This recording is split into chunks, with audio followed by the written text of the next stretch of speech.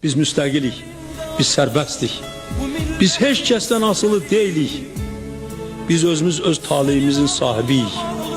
Bilirsiniz, bunun üçün, yalnız bunun üçün aylarla əziyyət çəkmək olar.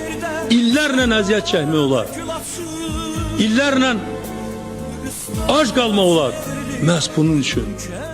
Azərbaycanın ümumilli lideri Heydər Əliyevi qürurla anırıq.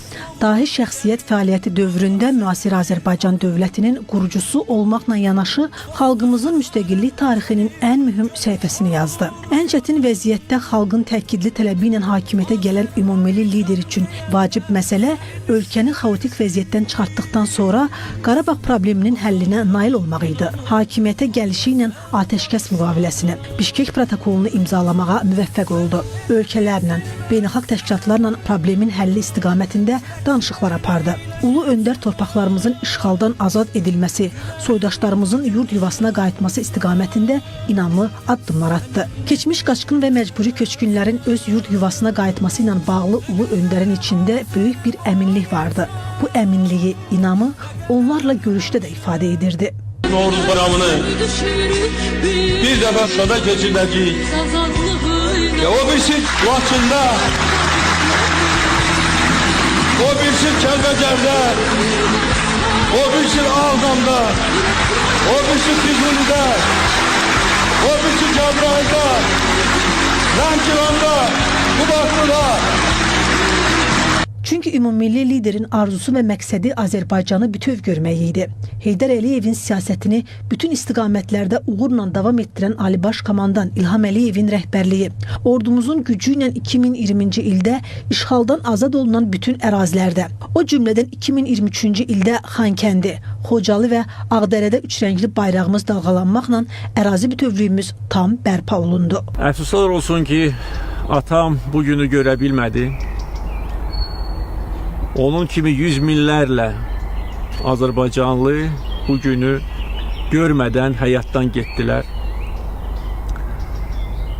Biz onların davamçıları, onların işini tamamladıq.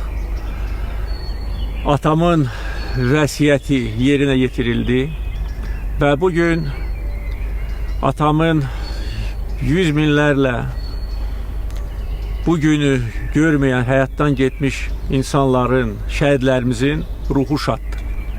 Biz onların ruhunu şad eləmişik.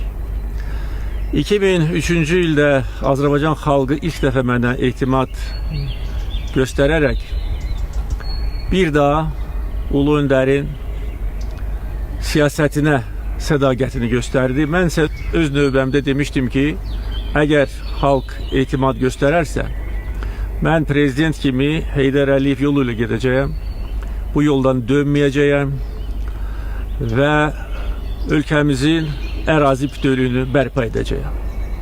Buna and içmişəm və xoşbəxt adamam ki, bu anda sadiq oldum və bugün Qarabağ azaddır. Bugün Qarabağ və Zəngəzurda Azərbaycan bayrağı dalğalanır.